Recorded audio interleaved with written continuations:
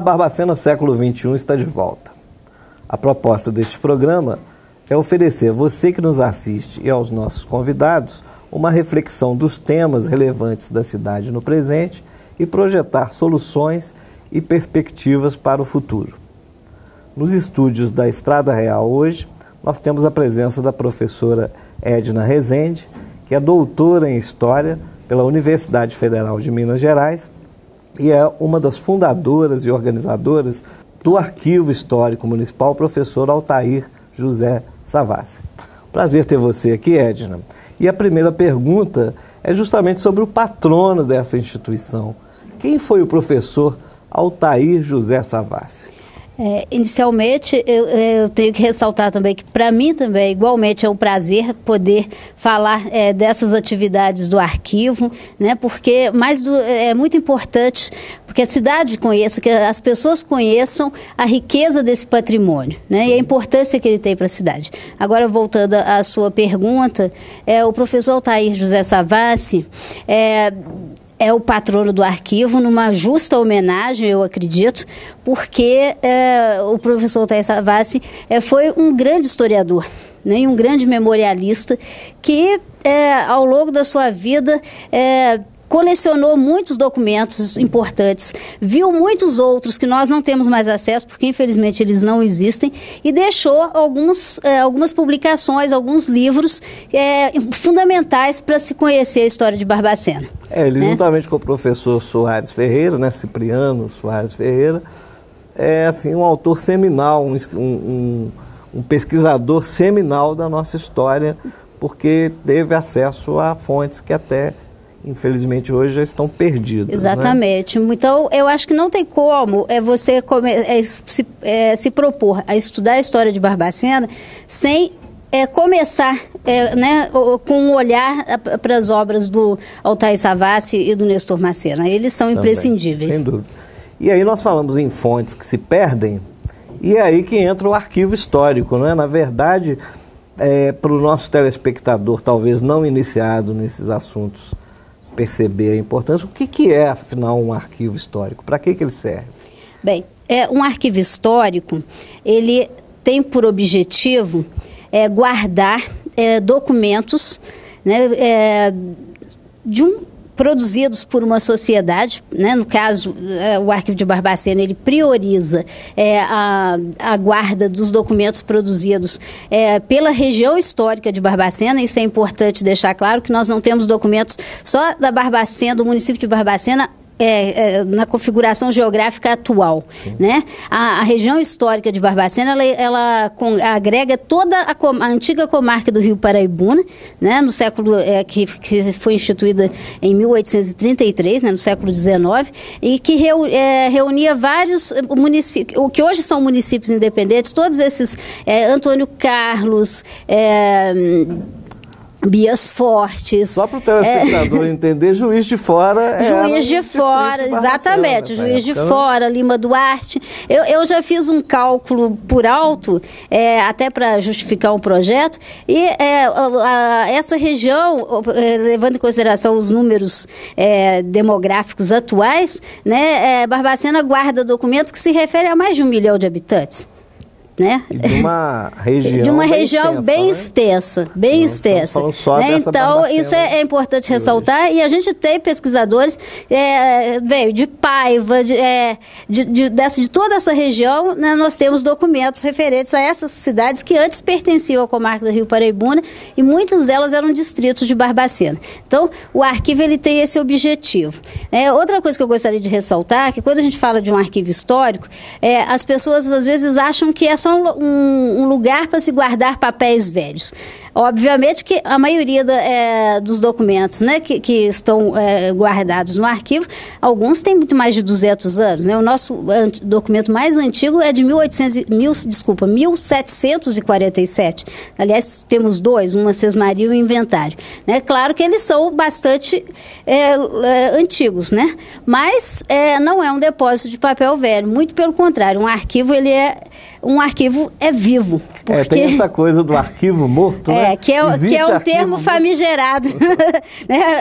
As pessoas ligadas à história e à arquivologia detestam esse termo arquivo morto, porque o arquivo morto realmente está morto, né? O certo seria falar em arquivo inativo, que são aqueles documentos que ainda aguardam uma destinação, que a gente não ainda tem que saber se ele pode ser descartado ou se ele precisa ser guardado para sempre, né? E nesses casos do documento que tem que ser guardado para sempre, porque ele conta a história de um lugar ou de uma pessoa ou de uma instituição, aí o destino dele é o arquivo histórico, que guarda documentos permanentes. E no caso aqui do arquivo histórico de Barbacena, conta um pouquinho da história dele próprio, pois né? Como ele se formou, de onde veio o primeiro fundo. Isso. Como é que foi essa aventura aí, que já está com mais de 10 anos, aliás. Isso, né? O arquivo ele abriu as suas portas, né, para a consulta, para dar acesso ao público em 2003.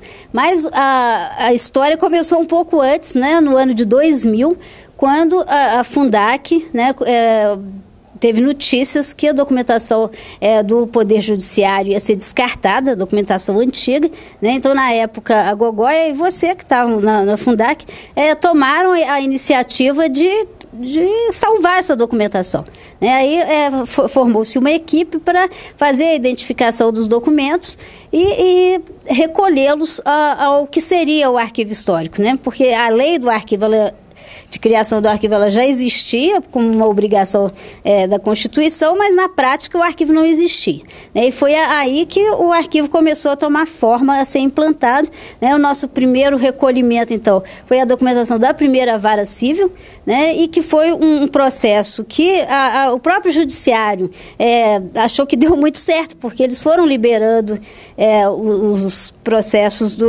das outras varas e inclusive agora a gente já tem identificados e disponíveis cerca de 15 mil documentos dos séculos 18, 19 e início do 20, e temos cerca de mais 15 mil referentes ao século 20 que ainda aguardam identificação para serem disponibilizados. Então a gênese do nosso arquivo foi material vindo do Poder Judiciário. Do Poder Judiciário. E o que tem ali? O que esses papéis nos contam com essa distância histórica tão longa? Você está falando aí de documentos de mais de 200 anos. O que está registrado ali naqueles papéis? Olha, o arquivo do Poder Judiciário é um arquivo absolutamente rico, diversificado e importante para a gente conhecer uma sociedade no passado. No caso, essa sociedade que se constituiu aqui a partir do século XVIII, né?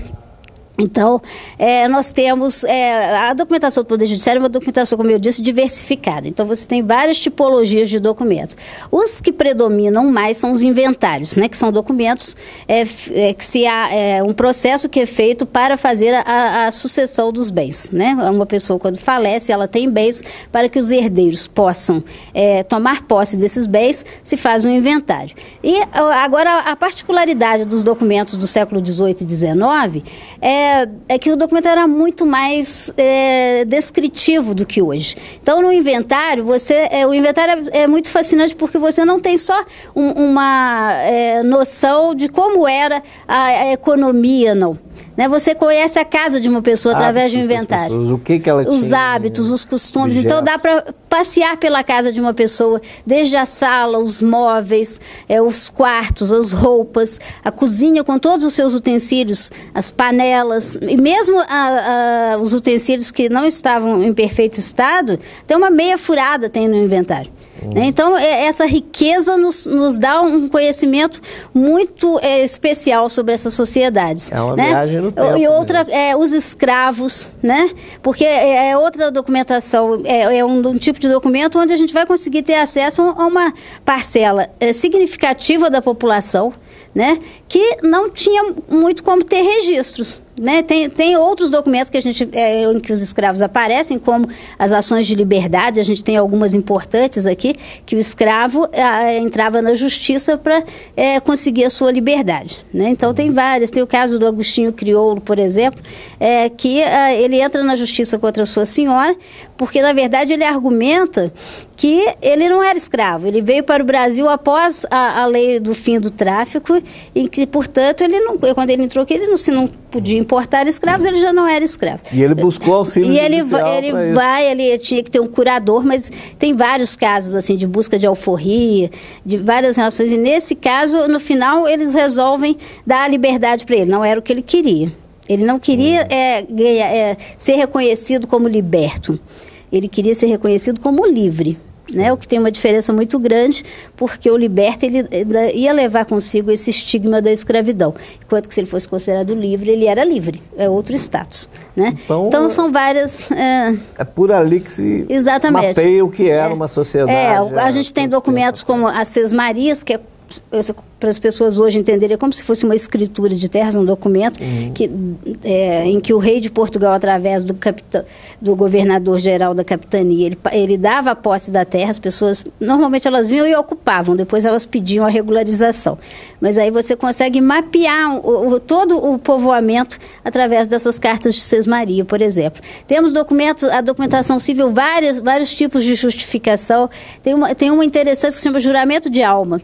A pessoa, ela pediu um empréstimo e ela dava como garantia a sua alma. São documentos mais do século XVIII, isso, né? Porque vai mudando. Os testamentos são muito ricos também, temos muitos testamentos. Então, é uma gama de documentos fantástica para se conhecer essa história. E alguns trabalhos já estão sendo feitos, porque antes ninguém pesquisava Barbacena, né? A gente falou dos memorialistas fundamentais, mas uma pesquisa acadêmica não existia, e agora ela já existe. A gente tem trabalhos sendo feitos nas melhores universidades do país, né, com documentos aqui do arquivo. Guardados aqui. Na verdade, é importante que o telespectador entenda também que nós estamos falando de fontes primárias, de leitura muito difícil, é preciso, às vezes, conhecimentos de paleografia, né? E a capacidade de ler aqueles manuscritos que têm abreviaturas, formas bem diferentes do que a gente entende hoje, mas de qualquer forma eles são retratos fidedignos de uma época que já está muito distante de nós. Professora Ed, nós já vamos para o intervalo no primeiro bloco, mas eu quero deixar uma pergunta para você aqui, bastante interessante. Nós temos na história, tanto do século XVIII quanto XIX no Brasil, uma presença total da igreja, como até parte do Estado da época. Então, obviamente, a geração de documentos que a igreja produziu nesses períodos foi intensa. E a grande questão esses documentos ainda estão disponíveis em Barbacena? As paróquias mais antigas ainda permitem que um pesquisador consiga conhecer essa documentação aqui em Barbacena? A gente volta daqui a pouquinho.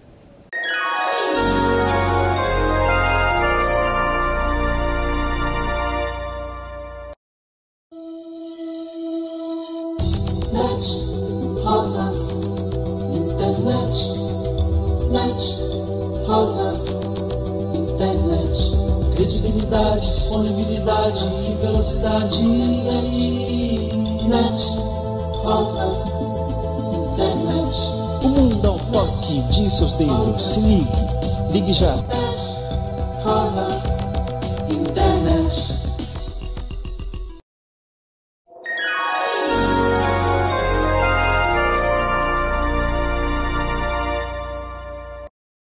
Barbacena, século XXI, de volta, hoje com a professora Edna Rezende, que fala um pouco do trabalho realizado no Arquivo Histórico Municipal de Barbacena.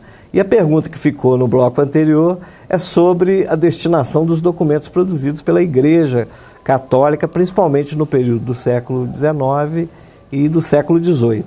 Então, esses documentos ainda estão em Barbacena? Olha, primeiro temos que ressaltar que a documentação paroquial, além de ser muito importante para o conhecimento da sociedade, porque ela abarca toda a população, né? Livres, escravos, os casamentos, os óbitos, os nascimentos, né? No caso de Barbacena, com certeza ela é a documentação mais antiga, que reporta ao período do início da ocupação, já no iniciozinho do século XVIII, né? Enquanto que a documentação do judiciário, por exemplo, ela já é de meados do século XVIII e a massa documental mais significativa já é com a criação da vila, em 1791, a documentação paroquial ela é bem anterior, né? Agora, no caso da documentação paroquial, o acervo ele está dividido entre Barbacena e Mariana, porque boa parte dos livros de registros, né, de assentos de casamento, de óbito e de nascimento, e a documentação das irmandades foi levada para Mariana e encontra-se lá. E uma parte está aqui. Isso é uma coisa complicada, não termos essa unidade do acervo. Mas a documentação que está em Mariana, boa parte dela já está digitalizada e está acessível ao público no site dos Mormons. Então é só abrir e acessar, pode copiar, pode imprimir. Virtualmente. Hoje é possível chegar a de Barbacena, esse é um dos esforços que a gente está tentando fazer para conseguir digitalizar o que está aqui e disponibilizar no arquivo. Ainda não começamos a fazer isso, mas estamos assim prestes a realizar esse trabalho, né? Professora Edna, nós temos também uma Câmara Municipal muito antiga, né, 1791, e, portanto, uma instância que gerou documentos do Brasil Colônia, sim, do Brasil Império, depois da República Velha, da Revolução de 30 e assim por diante. Quer dizer, é um pedaço significativo da história do Brasil. O que a Câmara tem hoje para oferecer para o pesquisador? Olha, a documentação da Câmara é a parte triste da nossa história, infelizmente. Assim, eu fiz um trabalho, um projeto de doutorado com a expectativa de conseguir fazer um levantamento da atuação dos políticos locais, e aí não tem documentação de Câmara. Ela se perdeu. Ela se perdeu. Já fizemos várias tentativas de tentar saber o que foi que aconteceu. A minha hipótese é que ela foi se perdendo aos poucos. Eu não acredito que tenha havido um descarte único. O fato é que existem 3 livros da Câmara na própria Câmara, que estão expostos lá. 2 deles são cópias, não são os originais. Mas, copiaram um pouco depois, mas tudo bem, ele vale como... E temos acho que um no Museu Regional, no Museu Municipal. E mais nada. Depois disso, a documentação da Câmara é da década de 80 do século XX para cá, não temos mais nada. Infelizmente. Pena, não é? A única coisa que temos da documentação de Câmara, que também precisamos futuramente fazer um esforço até de copiar e trazer para o arquivo aqui, é a correspondência da Câmara, que foi enviada à presidência da província e está no Arquivo Público Mineiro. Consultei muitas dessas correspondências lá. Então é o que resta. Então você tem alguns fragmentos, né? Infelizmente. E é lamentável porque a Câmara de Barbacena foi muito atuante. Ela teve uma participação em todos os momentos, né, significativos na política imperial. A Câmara de Barbacena estava lá, fazendo presente. Ela só não soube guardar esses registros. Exatamente, infelizmente. E, lembrando disso, a gente também tem que evidenciar que existem outros arquivos dispersos pela cidade. Imagino que os cartórios, instituições como o Hospital Colônia, qual é a percepção, o que vocês têm de informações sobre esses acervos particulares ou dispersos pelas instituições da cidade? Sim. Olha, em 2006 nós fizemos um censo dos arquivos de Barbacena.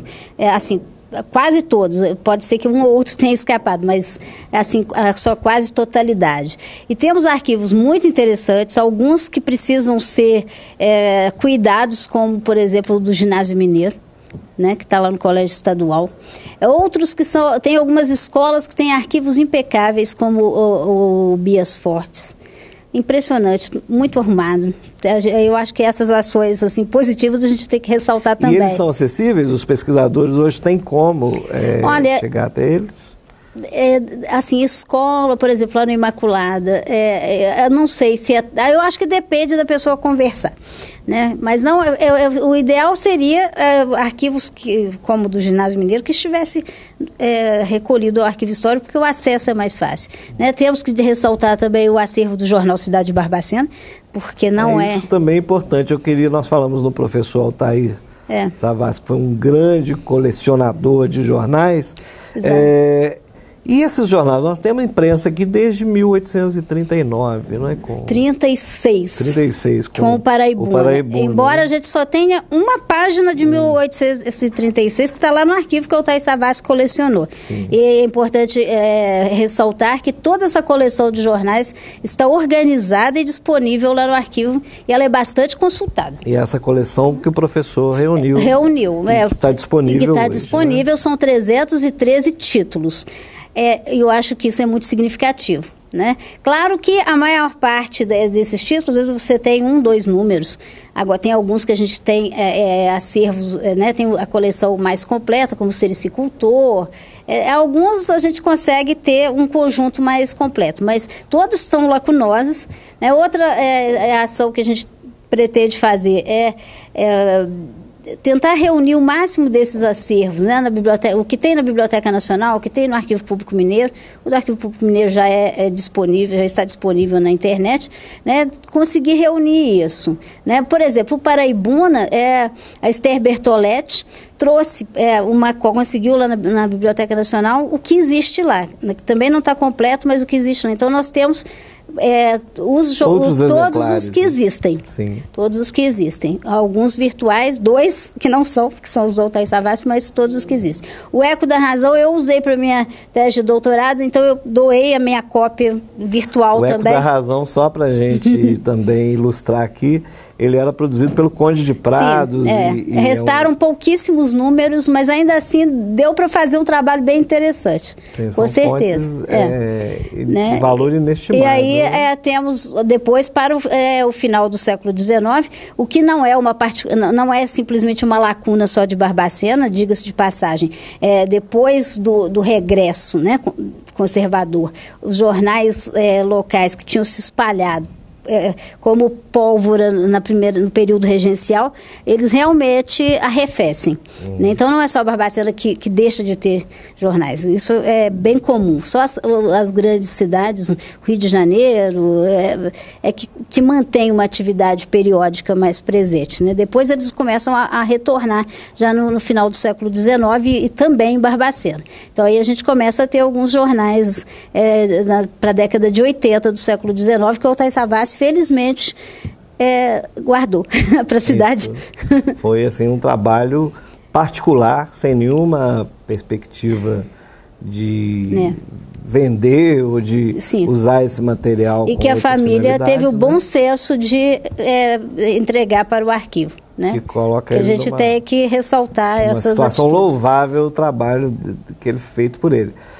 Professora, a senhora citou aí o jornal Cidade de Barbacena, e também para ilustrar o leitor, o nosso telespectador que talvez não conheça essa história, né, que não tenha sido leitor desse jornal que existiu até 1993, ele é um jornal também sui generis, porque ele funcionou ininterruptamente de 1898 até 1993. Então é um registro de valor inestimável para a cidade. Exatamente. Qual é o destino desse arquivo hoje? O que pode ser feito por ele ainda? Olha, atualmente o acervo está com os proprietários, né? Que felizmente guarda e nós temos um acervo bastante completo, né? Eventualmente pode ter alguma lacuna, mas eu acho que ela é mínima. Né? Então, é uma situação preocupante, porque o proprietário ele dá acesso aos pesquisadores, que por um lado é louvável, por outro é preocupante, porque a gente teme um pouco. O jornal tem um suporte muito frágil, né? Rasga com facilidade, a folha se quebra. Então, eu acho que a ação mais imediata seria digitalizar, porque aí a gente salva a informação, enquanto a gente não consegue resolver essa questão de um futuro recolhimento. Isso seria uma das propostas do arquivo. Isso, eu acho que seria, esse seria o destino natural desse acervo. Mas como é um acervo particular, a gente, né, tem que esperar o tempo para que isso aconteça. Então, se a gente conseguir digitalizar, a gente salva a informação, por um lado, e ajuda a preservação, porque na medida que as pessoas param de passar as páginas do jornal, ele vai se preservar. Ele vai ser menos exposto à degradação natural do tempo. Bom, a senhora falou também que hoje nós temos já uma frequência considerável de pesquisadores no nosso acervo do Arquivo Municipal. Nós estamos na rota hoje dos principais arquivos de Minas Gerais? É isso?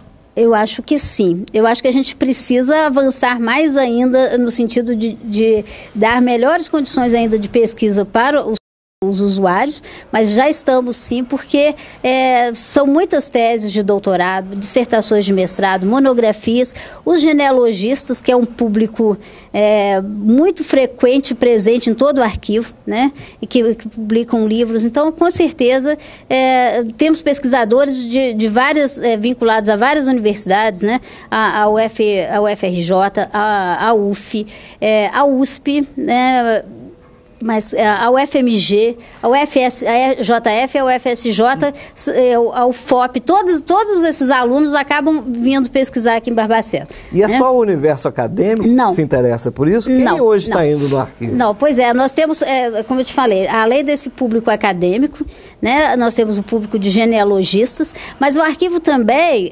embora um arquivo histórico, ele não tenha prioritariamente mais essa função de prova documental, ainda assim, o arquivo já prestou esse serviço, na medida em que, por exemplo, para regularizar terras de quilombo. Então as pessoas conseguiram resgatar através de testamentos o registro dessa terra. Tem um grupo da UENG atualmente trabalhando com o quilombo dos Candendês e está buscando essas informações. E isso é muito interessante porque... Isso é utilidade, digamos assim, direta. Então o acervo não é só vai fomentar essa questão da memória, da identidade, da preservação da memória, mas como também tem esse lado da cidadania mesmo, né? Do exercício da cidadania. Sim. Né? Recentemente o arquivo lançou também um guia digital, que é um CD que contém ali um índice que pode ser disponibilizado para o pesquisador. Eu queria que, ao encerrar a nossa entrevista, muito interessante, desse trabalho magnífico que se faz, às vezes silenciosamente, lá no Arquivo Histórico Municipal, para encerrar, então, a senhora contar como foi a estruturação do guia e como que o pesquisador, a pessoa interessada, pode ter acesso a esse documento digital também de valor inestimável. Bem, o guia era uma necessidade, porque à medida em que a gente foi identificando a documentação, até por uma exigência do Poder Judiciário, as pessoas já começaram a utilizar, mas o trabalho precisava ser consolidado, né? Porque tinha que ter sido feita uma revisão, tinha algumas coisas que às vezes, na hora que foi feito o banco de dados, tinha ficado trocada, etc. Então, precisava ser feita uma revisão. E aí nós fizemos essa revisão, tanto um arranjo físico mesmo, né? Retiramos documentos que teriam que ficar indisponíveis porque estão muito degradados, não é possível ser consultado. Então, fizemos a revisão de toda a classificação e disponibilizamos. Então, o guia está disponível lá no arquivo, e se as pessoas quiserem adquirir o CD, porque foi uma iniciativa da Associação Cultural do Arquivo, que foi criada em 2010, né? Que eu gostaria até de ressaltar e dizer que quem quiser participar, né, a associação está de portas abertas, porque ela é um instrumento de apoio ao arquivo. E eu acho que desde que ela foi criada, o arquivo avançou muito no sentido de disponibilizar o acesso para as pessoas. Esse é o braço social do arquivo, onde a comunidade pode interagir com o arquivo. Né? Então, as pessoas podem se associar. Né? Então, a associação ela conseguiu o financiamento para a publicação do CD, né? Já conseguimos um scanner, que é fundamental, não só porque nós já tivemos pessoas que estão lá nos Estados Unidos. Então, ela não vai vir aqui para pesquisar, mas você consegue fazer uma cópia e enviar para ela, né? Então, isso ajuda. Fora esses documentos também que estão indisponíveis para consulta, porque eles não podem ser manuseados, mas a gente pode digitalizá-los e as pessoas vão poder acessar a cópia digital, né? Então, isso coloca já, de certa forma, o nosso arquivo na posição de poder multiplicar com as ferramentas contemporâneas o seu acervo, que é tão importante. Então é isso, agradecemos a presença da professora Edna Rezende. O Barbacena Século XXI fica por aqui e no próximo programa, outro tema, outro convidado, debatendo e apresentando algum assunto referente a Barbacena hoje e projetando soluções e perspectivas para Barbacena no século XXI. Um abraço a todos e até o próximo programa.